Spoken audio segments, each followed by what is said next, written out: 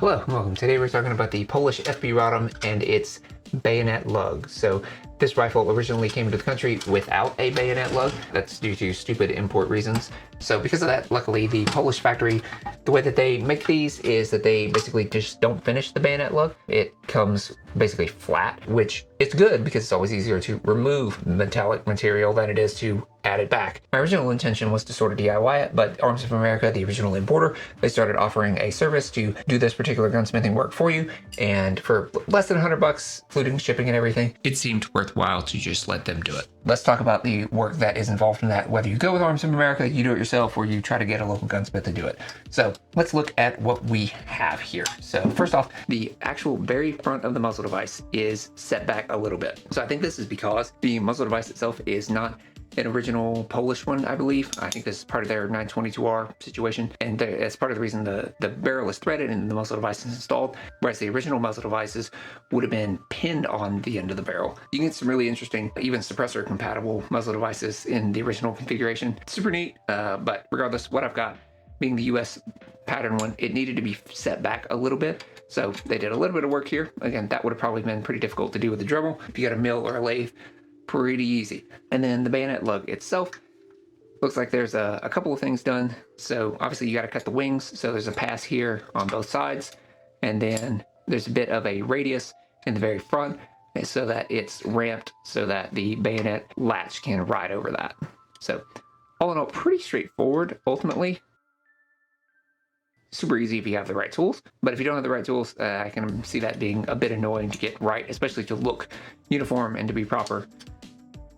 So the distances themselves, it seems like the actual wing is 2.5, 2.6 millimeters, and then the height of how far up past the top of that to where they stopped is about 5.3 millimeters. And then the difference in width, the thick point of the wings, the original, I guess, factory width is close to 12 millimeters. And then the inner part of the bayonet lug, they neck down to about 9 millimeters. So ultimately, I like having this done. I'll touch up the shiny parts and probably just, frankly, spray paint it. But let's take a look at the bayonets themselves. So the original Polish, this is a Polish second pattern AKM style.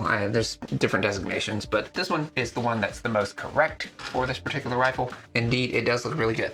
But beyond that one, let's see what else we've got. So we're going to start with the other Polish bayonet that I have. This is an earlier style AKM pattern.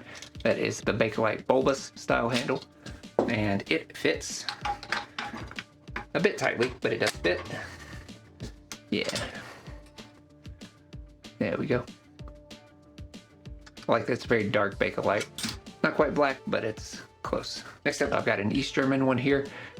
This one also now fits, which is great. It's black, and if it weren't for those serrations and some of the mold marks and everything, this would almost pass as a proper Polish barrel black bayonet. I don't have one of those on hand, unfortunately. Not yet. See, next up we have the Bulgarian AK-74 Bakelite. Like, Jesus, look at that color. That is a nice bayonet. That one also now fits. It's not quite right, obviously being Bulgarian, but pretty cool. Next up we have another Bulgarian. This is actually, I guess this one would be a proper AK-74 bayonet from Bulgaria. Very cool. Again, being all black and a bit more modern, it definitely fits the vibe and theme of the barrel, and so looks pretty sweet. I like that one a lot. Next up, we can take a look at some other AKM style bayonets. So this is a East German, earlier pattern, or first pattern AKM bayonet. So with the bulbous end here, and that one latches on super good. Again, black I think looks really good because the rest of the rifle is black. Very cool. And then the Romanian AKM pattern. These are super common right now and pretty dang cheap. So if you don't have one of these and you care about this at all, you should probably pick one of these up because they are definitely out there. That one sort of almost barely fits, but it does indeed fit. Looks a little weird on the barrel because I'm just so used to seeing these on washer tins, but it is a cool bayonet and it's true of its vintage and, like I said, out there and really cheap right now. So, pretty cool bayonet. Lastly, we'll do some funkiness. So I've got a Chinese Norinco bayonet here, and this one also fits. Yeah, pretty cool. Ironically, it doesn't have the serrations, but it has some other things that give it away as not being original, like the black Polish bayonet. Otherwise, it would also almost pass. And lastly, and probably funkiest, I have a North Korean bayonet. So this one's a little bit weird, and I don't know that anybody else has bothered to put a North Korean bayonet on a Polish barrel. Maybe, probably somebody has, but I think it's an interesting juxtaposition, and I think that it looks funky and interesting, and I like it.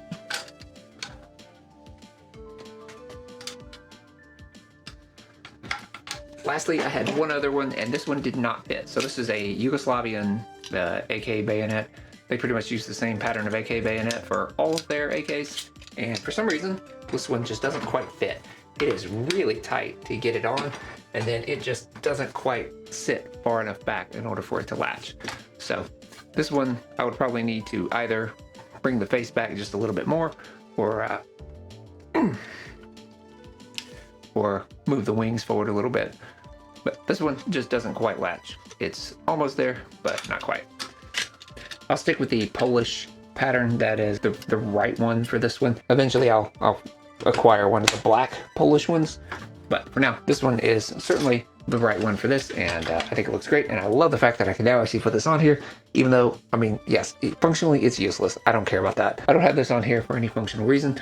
I just love the idea of it, and obviously I collect AK bayonets, and having a rifle that should be able to take a bayonet but cannot, only because of stupid import regulations and bureaucrats, is infuriating. So the fact that I can now actually do this, I am beyond pleased to be able to now do this, and I think it was worth every penny.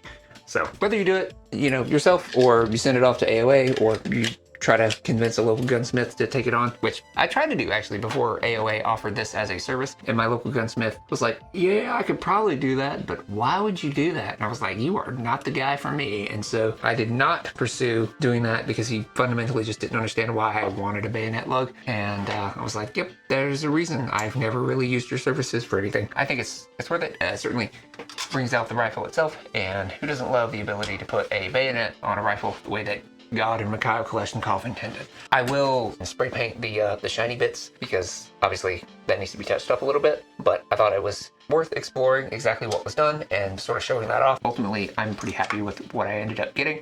The bayonet lug itself is obviously cut and now fits a broad majority of my AK style bayonets, including some weird ones. So what's not to love? I think it's a lot cheaper if you take the components off the barrel and ship it to them. But honestly, at that rate, I think you can get like an original front sight block that has the bayonet lug already milled into it. And I would probably pursue that option if I were, you know, uninstalling and reinstalling barrel components. I would just get an original one that was already configured. Although you'd probably have to still deal with the front of this muzzle device, so I don't know, maybe change the muzzle device out at that point anyway. Alright, that is everything to do with the FB Rodham Polish barrel and its bayonet lug as imported into the United States. Obviously, I wish that these could just come into the country the way that they're supposed to be, but because we're dealing with the current state of things the way they are, then if you are like me and you have one of these and you want it to be correct, then hopefully this was insightful, interesting, or at least somewhat entertaining, and I'll see you next time.